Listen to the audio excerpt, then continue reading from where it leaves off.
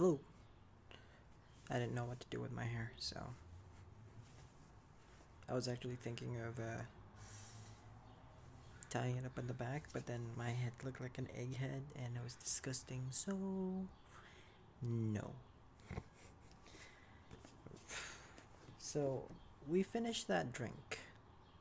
However, say hello to the new blue bottle. This is Jones Cane Sugar Soda.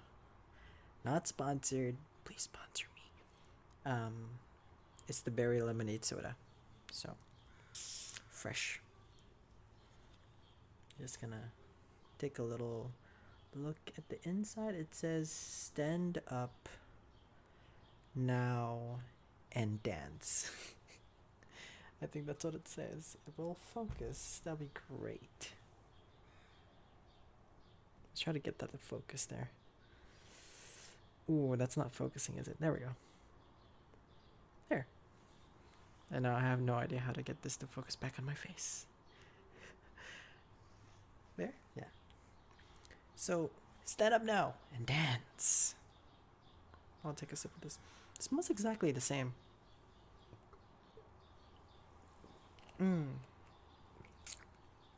Pretty much. I mean, they're both blue lemonades, so.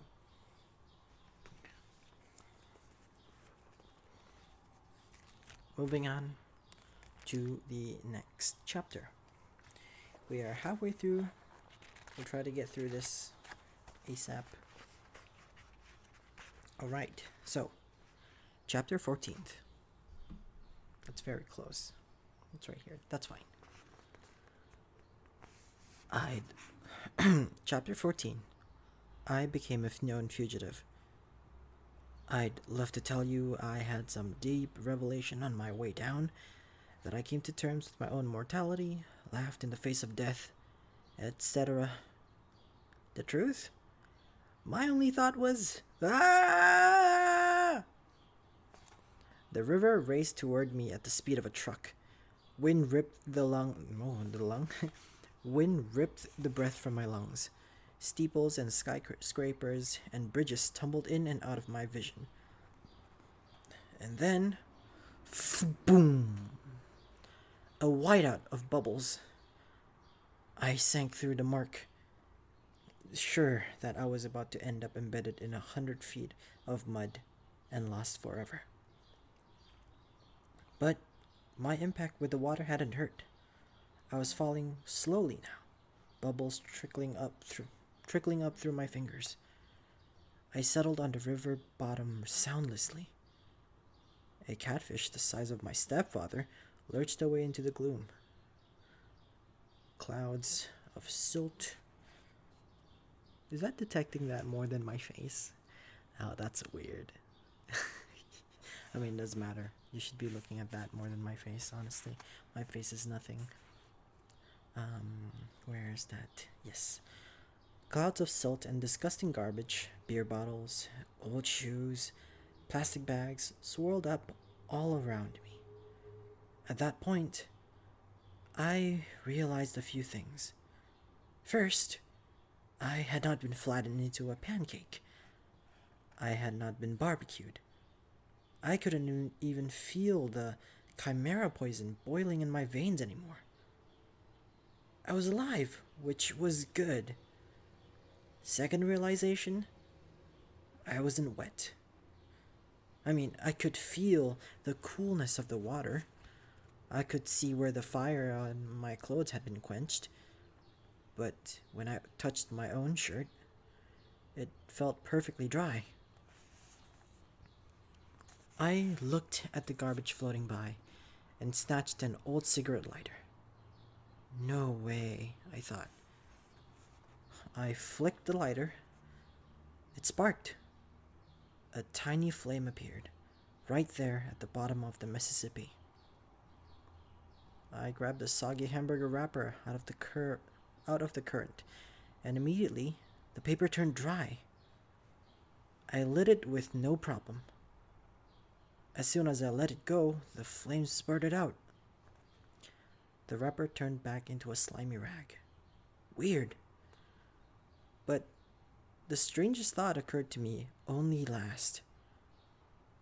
I was breathing. I was underwater, and I was breathing normally.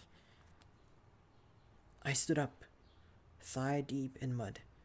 My legs felt shaky. My hands trembled. I should have been dead. The fact that I wasn't seemed like, well, a miracle. I imagined a woman's voice, a voice that sounded a bit like my mother. Percy, what do you say? Thanks? Underwater, I sounded like I did on the work. I sounded like I did on recordings, like a much older child. Like a much older... like a much older kid. Thank you, Father. No response. Just a dark drift of garbage downriver, the enormous catfish gliding by, the flash of sunset on the water's surface far above, turning everything the color of butterscotch. Why had Poseidon saved me?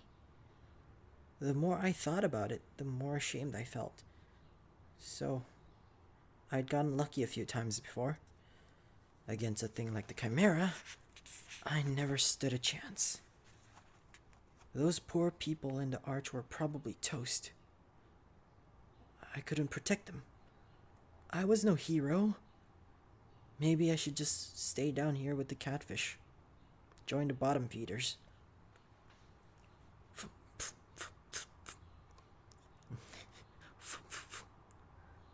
A river's paddle wheel churned above me, swirling the silt around.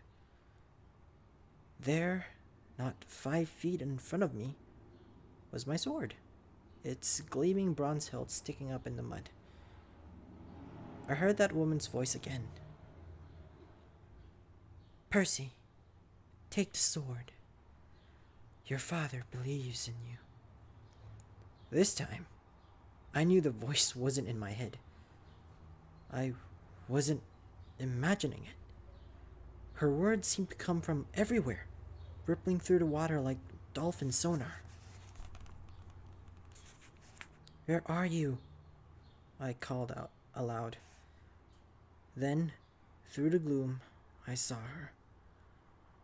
A woman the color of the water.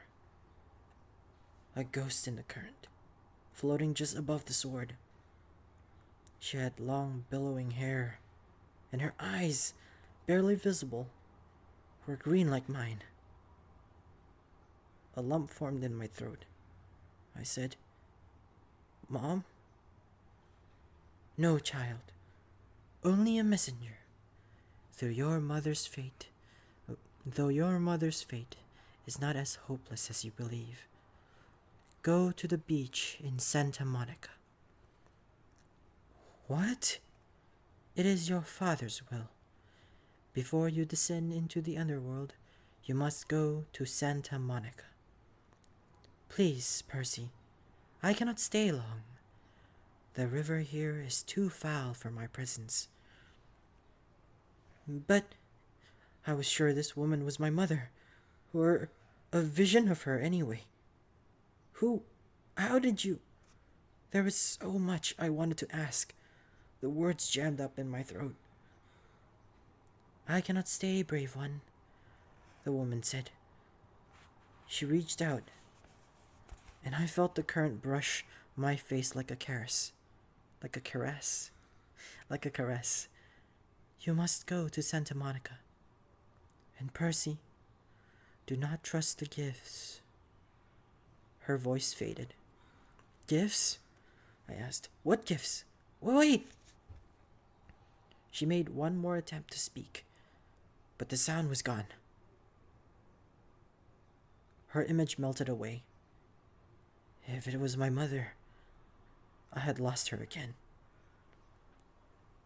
I felt like drowning myself. The only problem? I was immune to drowning.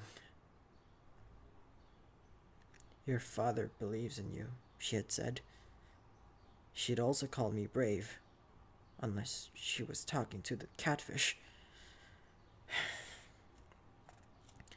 I waded toward I waded toward Riptide and gripped it by the hilt. The chimera might still be up there with its snaky fat mother, waiting to finish me off. At the very least, the mortal police would be arriving, trying to figure out who had blown a hole in the arch. If they found me, they'd have some questions. I capped my sword, stuck the ballpoint pen in my pocket. "Thank you, Father," I said again to the dark water. Then I kicked up through the muck and swam for the surface. I came ashore next to a floating McDonald's. A block away, every emergency vehicle in St. Louis was surrounding the arch. Police helicopters circled overhead. The crowd of onlookers reminded me of Times Square on New Year's Eve. A little girl said, "Mama, that boy walked out of the river." "That's nice, dear," her mother said, craning her neck to watch the ambulances. But he's dry." "That's nice, dear." A news lady was talking to the camera. Probably not a terrorist attack, we're told, but still very early in the investigation. The damage, as you can see, is very serious. We're trying to get to some of the survivors to question them about the eyewitness reports of someone falling from the arch. Survivors. I felt a surge of relief. Maybe the park ranger and that family made it out safely. I hoped Annabeth and Grover were okay. I tried to push through the crowd to see what was going on inside the police line. "An adolescent boy," another reporter was saying. "Channel 5 has learned that surveillance cameras show an adolescent boy going wild on the observation deck, somehow setting off this freak explosion. Hard to believe, John, but that's what we're hearing. Again, no confirmed fatalities." I backed away, trying to keep my head down. I had to go a long way around the police perimeter. Uniformed officers and news reporters were everywhere. I'd almost lost hope of ever finding Annabeth and Grover when a familiar voice pleaded, "Brrr! Percy!" I turned around and got tackled by Grover's bear hug, or goat hug. He said, "We thought you'd gone to Hades the hard way." Annabeth stood behind him, trying to look angry, but even she seemed relieved to see me. "We can't leave you alone for 5 minutes. What happened?" I sort of fell. "Percy! 630 feet?" Behind us, a cop shouted, "Gangway!" The crowd parted, and a couple of paramedics hustled out, rolling a woman on the stretcher. I recognized her immediately as the mother of the little boy who'd been on the observation deck. She was saying, "And then this huge dog, this huge fire-breathing chihuahua." "Okay, ma'am," the paramedic said. "Just calm down. Your family is fine. The medication is starting to kick in." "I'm not crazy. The boy jumped out of the hole and the monster disappeared." Then she saw me. There he is. That's the boy." I turned quickly and pulled Annabeth and Grover after me. We disappeared into the crowd. "What's going on?" Annabeth demanded. Was she talking about the chihuahua on the elevator? I told them the whole story of the chimera, echidna, my high dive act, and the underwater lady's message. "Whoa," said Grover. "We've got to get you to Santa Monica. You can't ignore a summons from your dad." Before Annabeth could respond, we passed another reporter doing a news break, and I almost froze in my tracks when he said, "Percy Jackson, that's right, Dan. Channel 12 has learned that the boy who may have caused this explosion fits the description of a young man wanted by authorities for a serious New Jersey bus accident 3 days ago. And the boy is believed to be traveling west. For our viewers at home, here is a photo of Percy Jackson. We ducked around the news van and slipped into an alley. First things first, I told Grover. We've got to get out of town. Somehow, we made it back to the Amtrak station without getting spotted. We got on board the train just before it pulled out. Now why is that so choppy? We got on board the train just before it pulled out for Denver. The train trundled west as darkness set, police lights still pulsing against the St. Louis skyline behind us. That was quick. Oh, that is very quick. That's how short it is. But hey, there we go. Chapter 14 is done. And we will move on to chapter 15 very soon. So, as usual, leave a like if you liked it, and comment down below on your favorite parts of this video, or whatever parts I failed you, or how many times you had to drink because I messed up a word. Drinking game. And I'll see you guys soon in the next video. In the meantime, you can check out some couple more videos around here ish, and you can watch to your heart's content. I'll leave the playlist to the entire Lightning Thief playlist somewhere here. I have a cooking video somewhere here, and something else somewhere here, I guess. I don't know. That was a quick video. Shortest video of all time. Hiya. Okay, bye. Get out. Get out.